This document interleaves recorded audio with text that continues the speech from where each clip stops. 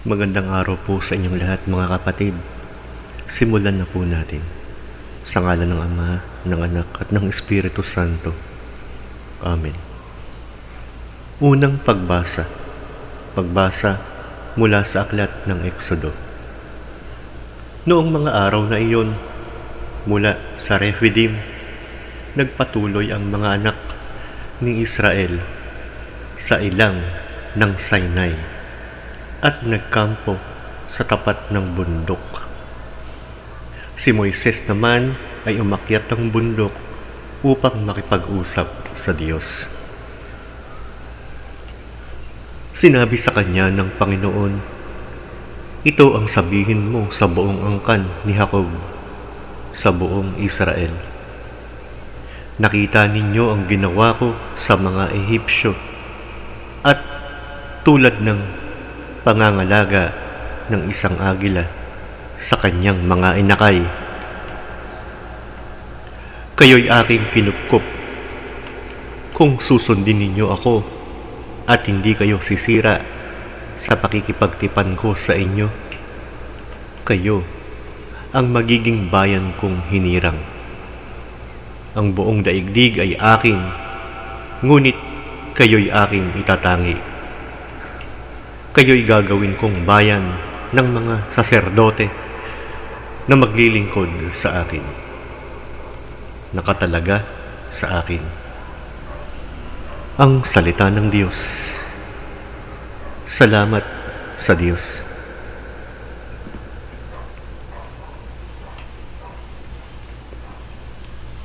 Salmong tugunan. Ang atin pong itutugon. Lahat tayo'y kanyang bayan, kabilang sa kanyang kawan.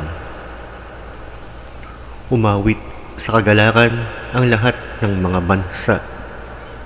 Panginooy papurihan, paglingkuran siyang kusa. Lumapit sa harap niya at umawit na may tuwa. Tugon. Lahat tayo'y kanyang bayan, kabilang sa kanyang kawan. Ang Panginooy ating Diyos. Ito'y dapat na malaman. Tayo'y kanyang lahat. Tayong lahat na nilalang. Lahat tayo'y bayan niya, kabilang sa kanyang kawan. Tugon. Lahat tayo'y kanyang bayan, kabilang sa kanyang kawan. Mabuti ang Panginoon, pag-ibig niya'y walang hanggan. Siya'y Diyos na mabutit, laging tapat kailanman. Tugon.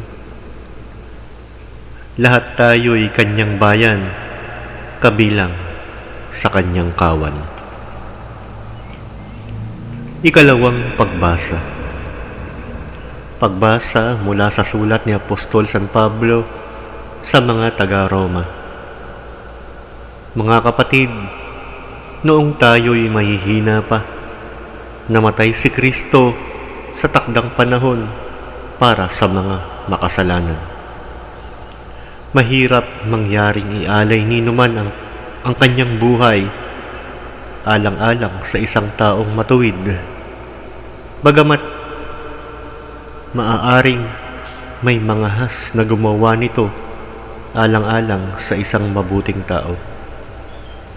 Ngunit, ipinadama ng Diyos ang kanyang pag-ibig sa atin nang mamatay si Kristo para sa atin noong tayo'y makasalanan pa.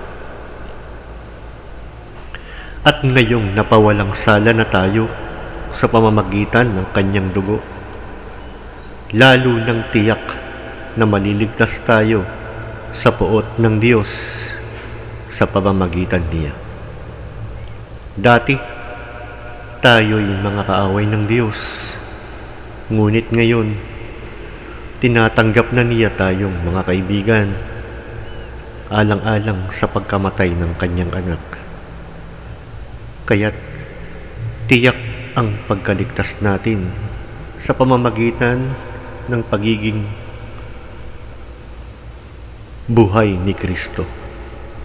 Hindi lamang ito, nagagalak tayo at nagpupuri sa Diyos sa pamamagitan ng ating Panginoong Hesukristo.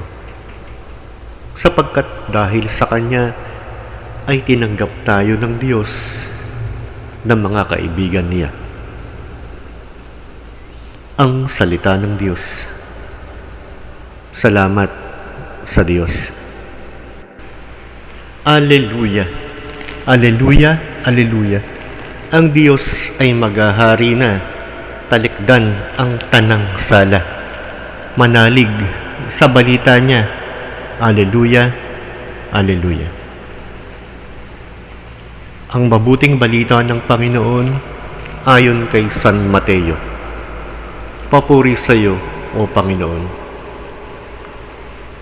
Noong panahong iyon, nang nakita ni Jesus ang napakaraming tao, nahabag siya sa kanila sapagkat sila'y lito at lupaypay, parang mga tupang walang pastol.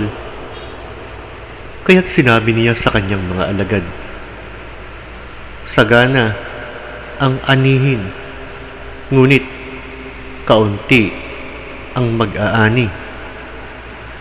Idalangin ninyo sa may-ari ng anihin na magpadala siya ng mga manggagawa sa kanyang aanihin. Tinipon ni Jesus ang 12 alagad at binigyan ng kapangyarihang magpalayas ng masasamang espiritu at magpagaling ng mga may karamdaman.